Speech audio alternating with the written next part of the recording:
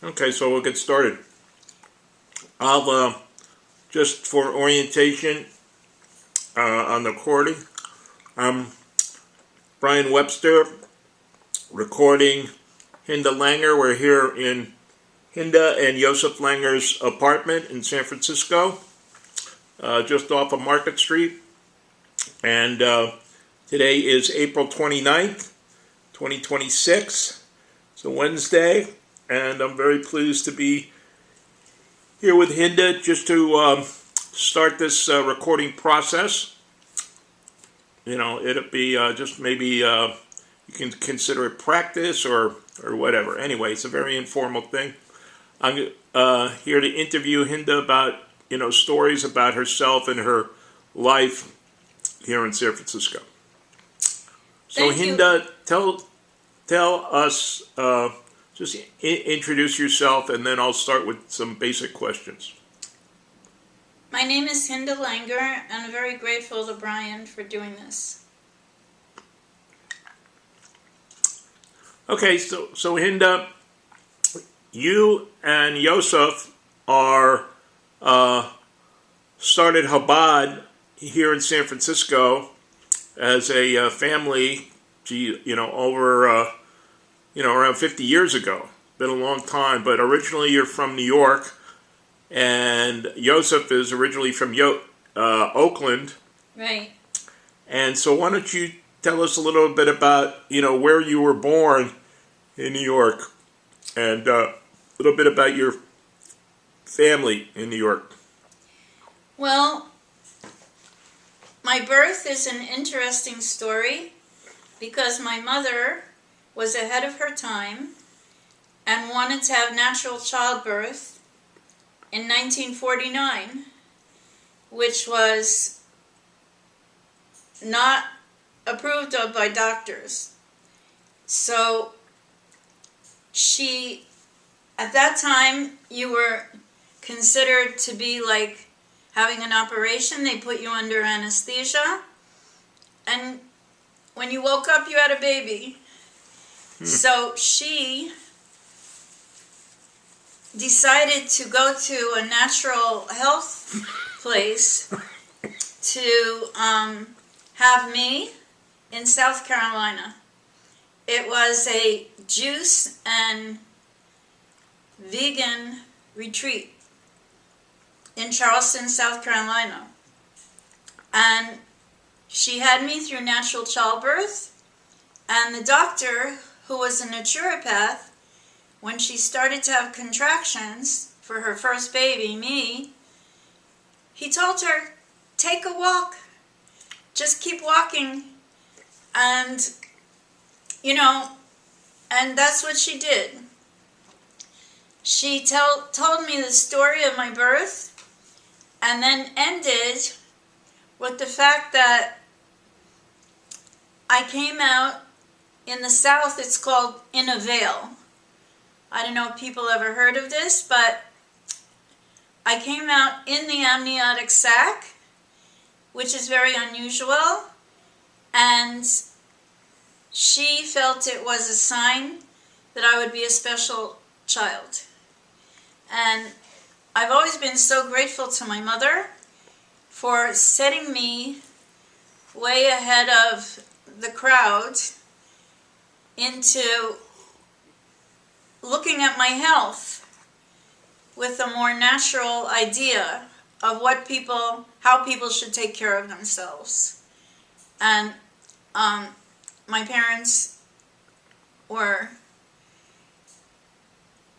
into being vegetarians, and after a little while, we went back to Brooklyn, where my mother was living with my father and me, and we lived in an apartment building that was 6 stories high. It was a very typical place near Prospect Park. What street did you live on? 1705 Caton Avenue, at the corner of, I think, Prospect, and we lived across from something called the Parade Grounds. This was a huge field where they had, football games. They eventually turned it into a tennis place. And I lived a few blocks away from Prospect Park, which at that time was beautiful and very safe.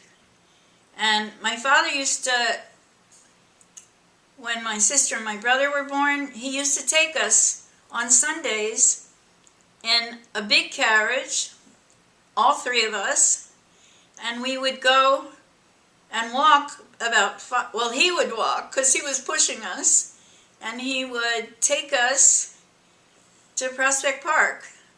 And I lived in this apartment building with a lot of other families that had kids around my age. And we were a group. And every morning, before we went to school, you have to realize Brooklyn was safe. Our parents let us go out for about half an hour, 45 minutes to play with each other. And this was a highlight of my day. And I don't remember what we played, maybe hide and seek, but there was like a courtyard that was a cutout in this apartment building, and my friends lived on the second floor, the sixth floor, and we all would gather in the mornings. And this was really fun. And after that, I would walk to school. My school was a public school, PS 249, and we had like a very simple, almost country-like life, even in Brooklyn. Because now when I hear people's childhoods, they more or less had this kind of childhood in the country where, but I was a city girl, and I always felt like a city girl. So, tell us a little bit about your parents. Where were your parents from?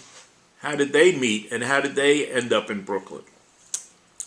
Well, my parents, everybody is unique. And my parents are very unique in this, that they were both orphaned at a young age in Pittsburgh, Pennsylvania, where they were born. And my mother was orphaned at 7 of her mother, who died in childbirth.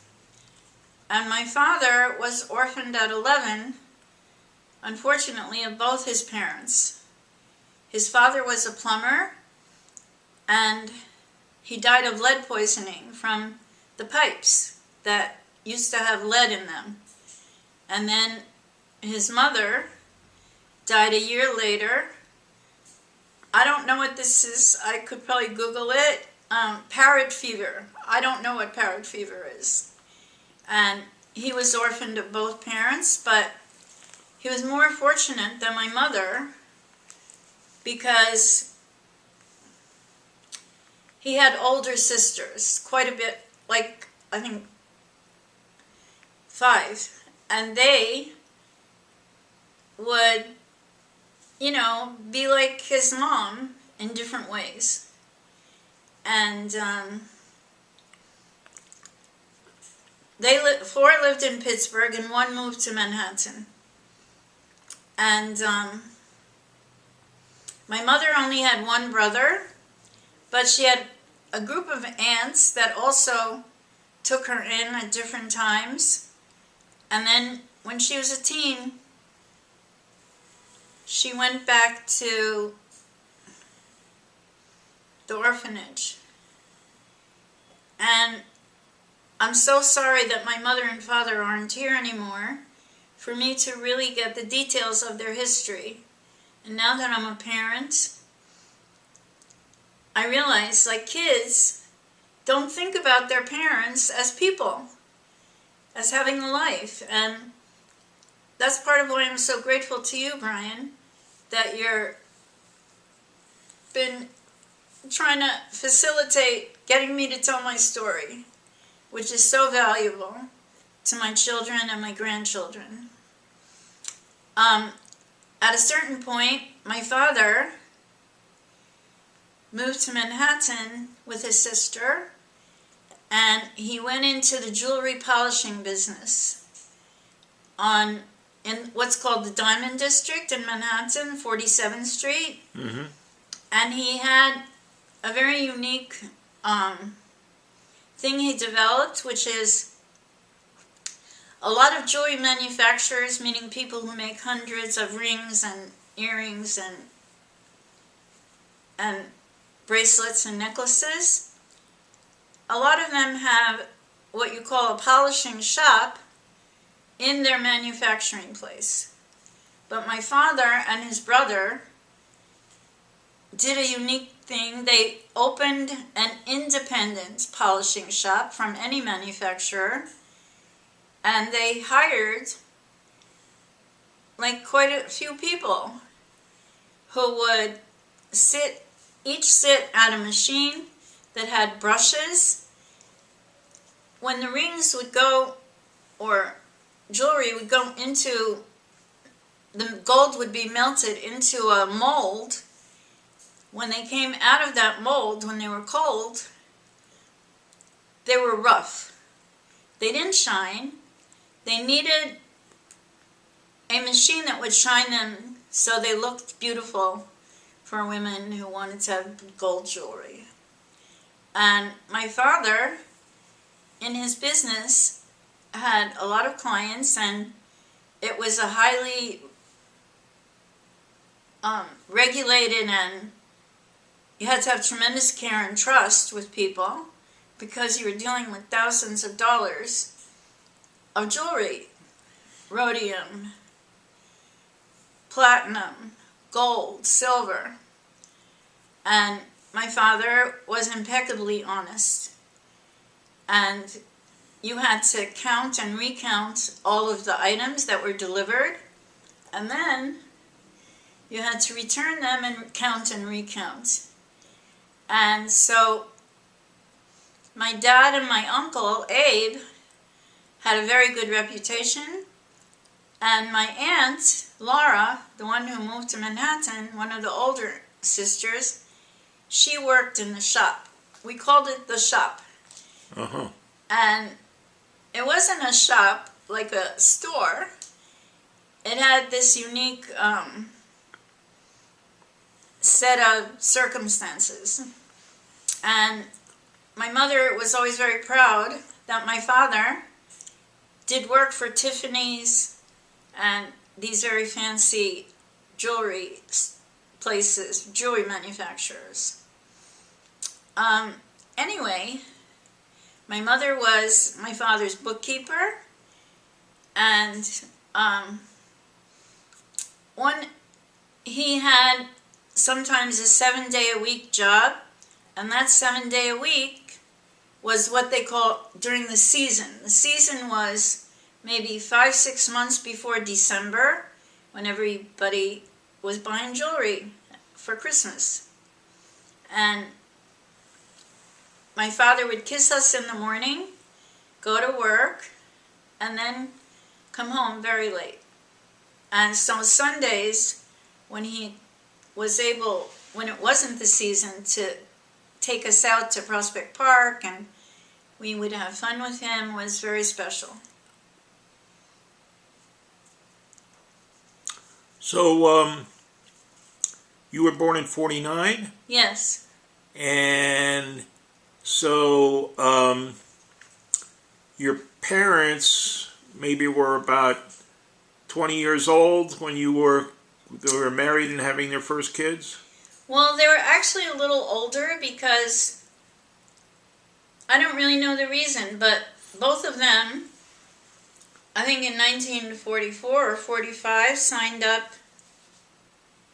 My dad in the Air Force during World War II, and my mom signed up in the Marines, which was not so usual for a woman, but she was a paymaster in the Marines. She was handling all the money for her, I don't know what you call it, her division or her battalion or whatever it's called. And she was stationed in a place called Vero Beach. Vero Beach? It's in... I know, Florida. Florida, Right. So. My grandparents used to live in Vero Beach. Oh, really? Yeah. Well, so that's where she was during the war years. I'm so sorry that now that I don't know when exactly she went into the Marines or when she left. I do have some documents in a file about my parents, and I could probably figure that out. And Well, they probably grew up during the Depression years, right? Right. In the late 20s and 30s. Right. And my mother would tell me in the orphanage, they only had 2 dresses. So every night they would wash out one and wear one.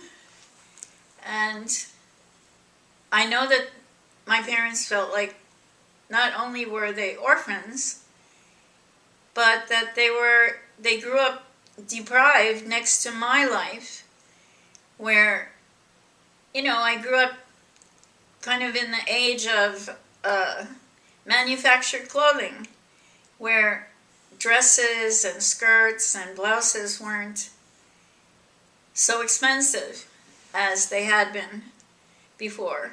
And I don't know how my parents felt about their finances, because we never talked about money, probably ever. And the only thing I knew was they had this Depression era economic mentality. And they wanted their kids to have the best. And after we lived in this apartment building that I described until I was in the 6th grade. And then my parents there were 2 bedrooms in the apartment we lived in. And after a while, when my brother and my sister were born, I shared a room with my sister, a bedroom. And my parents bought, at that time, I don't know if people remember, a Castro convertible. It was like this big deal on the TV to buy a fold-out sofa. And my parents slept on that in the living room. So they went to Flatbush and bought a house. Flatbush was not so close to where we lived in, and it was mainly a neighborhood of private homes. And these private homes were very large, in retrospect. They bought a 5-bedroom house, 2 bedrooms on the 3rd floor, 3 bedrooms on the 2nd floor. The footprint of the house was very large, and it had a living room, dining room, and a kitchen, and I would call it a porch, but it was a covered porch. So we had a huge space that we grew up in during our childhood years, and we had a backyard, and my dad used to grow organic vegetables in the backyard. He was very ahead of his time with the idea of organic, and my parents didn't want us to eat anything in a box, bottle, or can because it had chemicals, and they were very cautious and tried to give us the best food, the best house, nice clothes. That was their whole goal in life, raising us. And they also really wanted us to have a Jewish identity, because at that time, the people their age were mostly brought up Orthodox, meaning Shabbos and kosher. And even though they grew up in an orphanage, I'm named after my grandmother, who died in childbirth, and she was kosher and Shomer Shabbos. Her name was Hinda Rachel.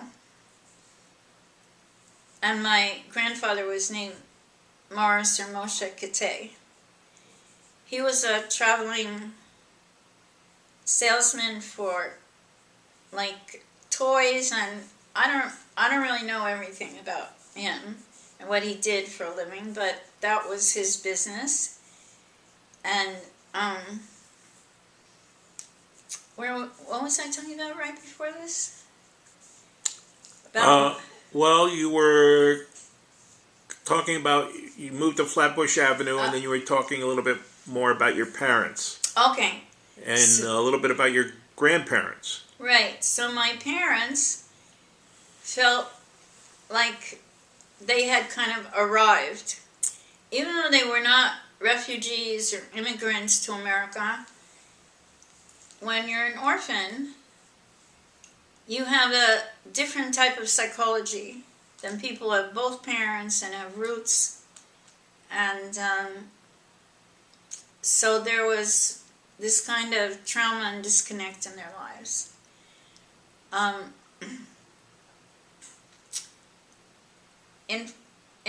So I was coming to talk to you, now I remember, about the orphanage they grew up in was affiliated with the Reform movement, which is just becoming very popular in America, the Reform Jewish movement. But it wasn't so reform in the orphanage because they kept kosher and they had Shabbos, but the Shabbos was reform. In other words, they didn't keep all the holiness of Shabbos. And It was a Jewish orphanage. It was a Jewish orphanage supported by the Pittsburgh Jewish community. I found it online. It's called Gusky Orphanage. And my uncle stayed, my mother's brother and my father's sisters all stayed in Pittsburgh. We used to go there every summer to visit the family. And then we were, staying with different aunts and uncles, and it was nice to have a lot of cousins. A lot of them were older than me because the aunts and uncles were older than my mom and dad. And Pittsburgh was a very nice place in the summer, and I felt very supported by my extended family. And my mother always told me, the Jewish community raised me, and we need to have gratitude. You need to have gratitude to the Jewish community. And she herself was what I would now call an Askan, a community person in Flatbush. But from the time that I was 8 or 9, I had gone to Jewish after school. In those days, you had this thing called Jewish after school, but it was 4 days a week for 2 hours a day. That's like going to another school with lots of demands and learning Hebrew, learning all about the Jewish holidays. 2 hours is a lot of time. The kids, especially the boys, were not very patient at the end of a school day. So part of it was semi-serious. And the fact that I went to this basically 8-hour program every week from the time I was young gave me a fairly good Jewish education compared to people today, because I knew most of the holidays, and we had a Purim carnival every year. My father made a Passover Seder, and he would read the whole Haggadah. My father was extremely warm to Judaism, and he and my mother kept up Jewish life in our home, even though they didn't keep up Shabbat, which, I was very grateful, because I especially remember Passover, because we went to this Hebrew school. We knew how to read Hebrew, and we also knew there's a certain part of the Haggadah called Hallel, and Hallel is filled with songs. The whole Haggadah is filled with songs. And I have very beautiful memories of my sister, brother, and I singing at the Seder table. Unfortunately, as I told you, I was the oldest, and my sister passed at 66, 8 years ago, and my brother 7 years ago. And he was our baby brother. We loved him, and we kind of, when he was born, we treated him like our little baby doll. We would dress him up, sometimes in like bows in his hair, which I suppose, was treating him like a doll, which he wasn't. He was a great, cute kid. And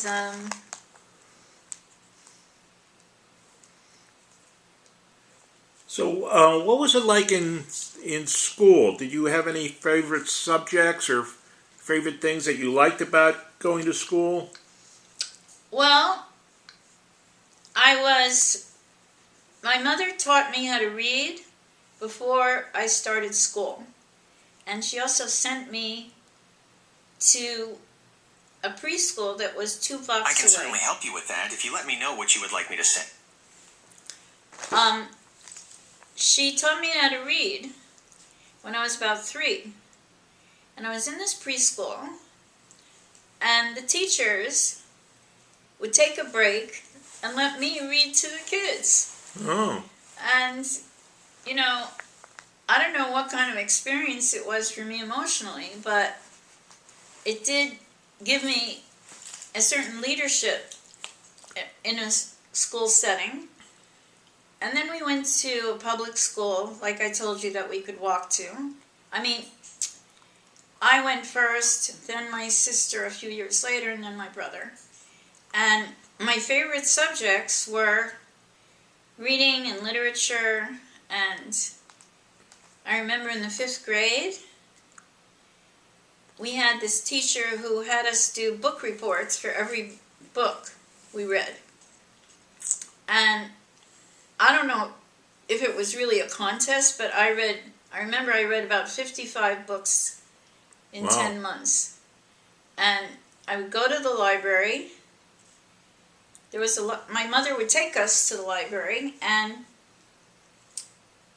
there would be shelves of books, like the Dewey Decimal System, and one shelf was all the books by Albert Payson Terhune about dogs. Do you remember Lassie? Yes. And Lad, a dog? Yeah. So that was on TV, and I was fascinated with that, and I read the entire shelf of dog books. Then I started with Jack London and all his books, because I think there were also TV shows about Alaska or Huskies, who saved who were in the snow and saved people, just like Lassie saved people. And then there was another shelf that was fairy tales. And there was this author, Andrew Lang. I don't know if you ever read fairy tales. Did you read them? No? What kind of fairy tales? Andrew Lang had what's now called the Rainbow series of fairy tales. No.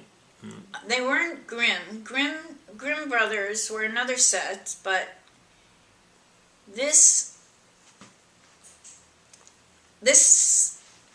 series had like the purple fairy book, the blue, the green, the yellow, the pink.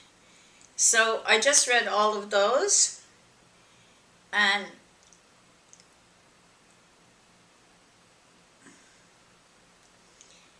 I was just a huge reader. That was my go-to thing to do at home, was read. And Now you said this. There was a book about this dog Lassie who also had a TV show. Did you have a television in your house? Yeah, first we had a black and white television that was like this Zenith, was that the company? Zenith, yeah. And it had this small screen, and the three of us after school, when we weren't at Hebrew school, would sit in the living room and watch. But after school was, what programs? Lassie, do you remember Mickey Mouse, Mouseketeers, and They have Captain Kangaroo.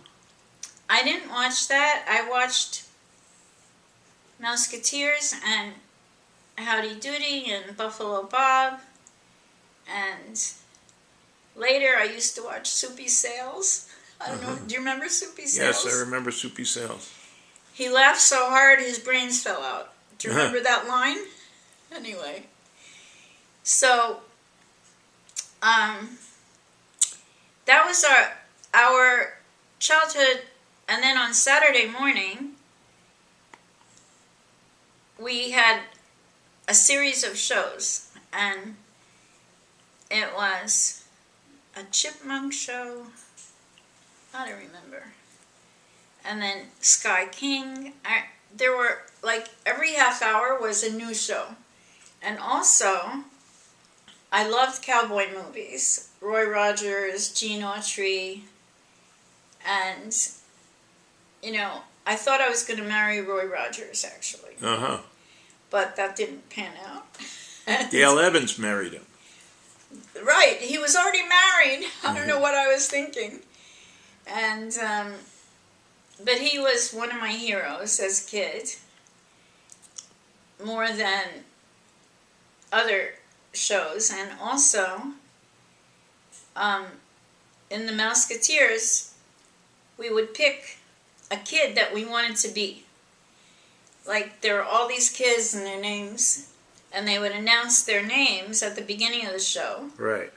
So, the two most popular for me, and I think in the show in general, were Darlene and Annette Funicello. She was this beautiful, cute Italian girl with curly black hair, and I don't know what was so special about her. Maybe she sang and danced, I don't remember, but they all did something. And that was our, what's the word? That was like one of our escapes. Like, we would identify with the TV shows and the people on the TV shows and want to emulate them. And I think this had a big influence on me to not have my children exposed to TV. Because even before I became Chabad, I felt that it was an emotional drain on a child. And also it was, I'm talking about when I got a little older, like 10, 11, 12. And I felt like, I felt very sad that the TV was a replacement for human family. Mm-hmm. Not for, where were my parents? I wanted to be with my parents. I didn't want to be with a TV. I mean, you don't interact with your siblings. You're just sitting there. And right. I had a feeling of alienation growing up in that way. You're also reading a lot of books at this time. Right. But, you know, a day has 24 hours. You go to school from 9 to 3. From 3 to bedtime, what are you doing? You're watching TV and reading books. And then you have 2 days a week where you're basically not doing anything besides TV and books. Mm-hmm. For me. Because my dad, my mom, if she would take us out, she would take us across the street to the parade grounds, and we would sit on these benches and play at her feet. It was kind of, it was like you see Molly Goldberg. Did you ever hear of that show? Molly Goldberg. Anyway, she lived in an apartment building in New York, and she would go yoo-hoo to her neighbors, and they would poke their head out the window, and they had apartment relationships. and it was a very popular thing. But I think in those shows, the people used to sit on a stoop.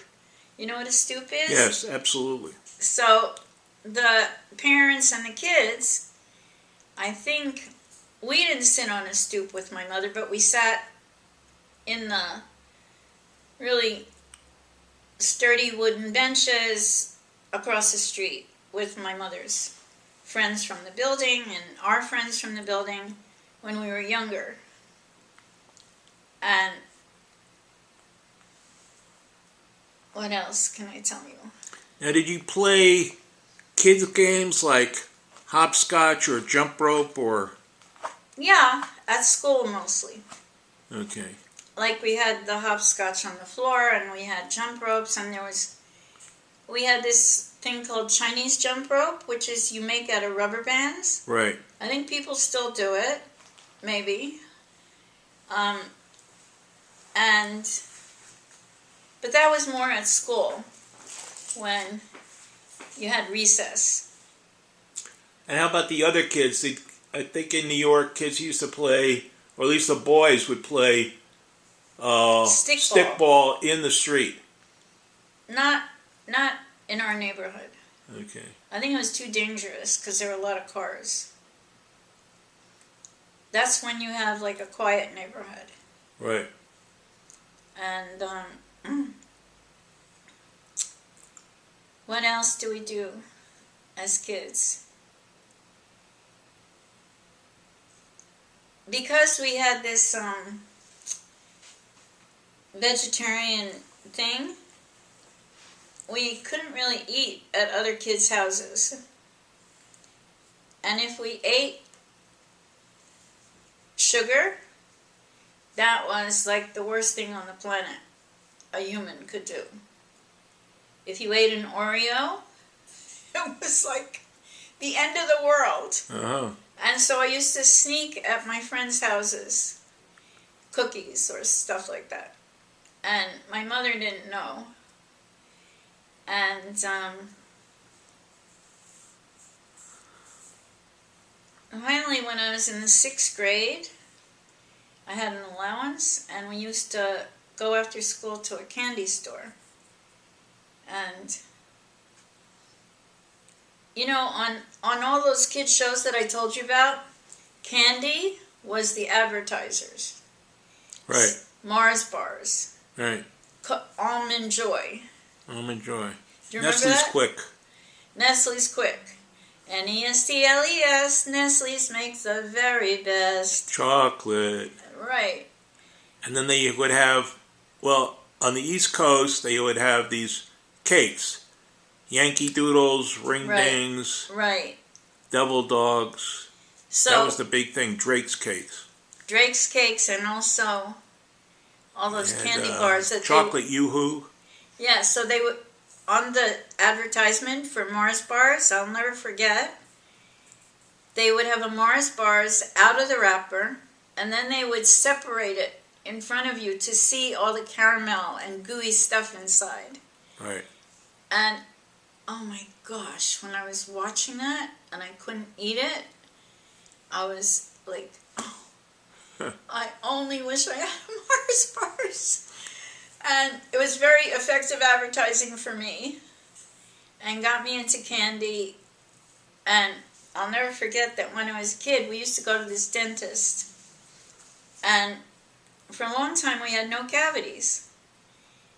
And then I started to get cavities from all the candy that my mother didn't know I was eating.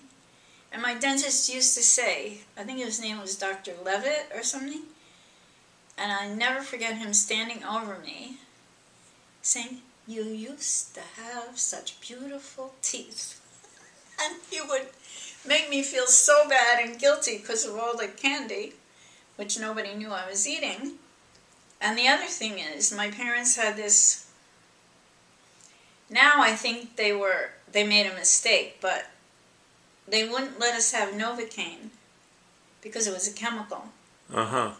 So I had to have my teeth filled without Novocaine. As a result, the usual dental phobia I have huge dental phobia. Right. But I don't think they really understood what they were doing in making that choice. That the pain was too much and the chemicals weren't so bad.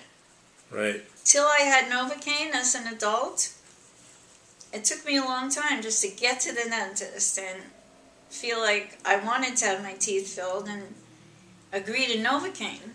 It was... I don't want to complain about my parents because I feel that they dedicated their lives to us and giving us a good life, and also they gave me these rock solid values that I still have today. And when I became religious, Jewish, Shomer Shabbos, committed to Jewish law, my mother wasn't so happy, okay? She thought that I was going back to the Middle Ages, all right? No, people don't, in the modern world, don't do that. They don't keep Shabbos. They don't... Well, before we get into that, I just wanted to ask, since both parents were orphans, you didn't have aunts and uncles. I had aunts and uncles, but not grandparents. My father's had Aunt Laura, Aunt Mary, Aunt Pearl, Aunt Lee, 4 sisters. My mother had Uncle Carl, her brother. Okay, so they had Siblings. They had siblings even though their parents had died. Right, because the siblings were born before they died. Right, okay. And so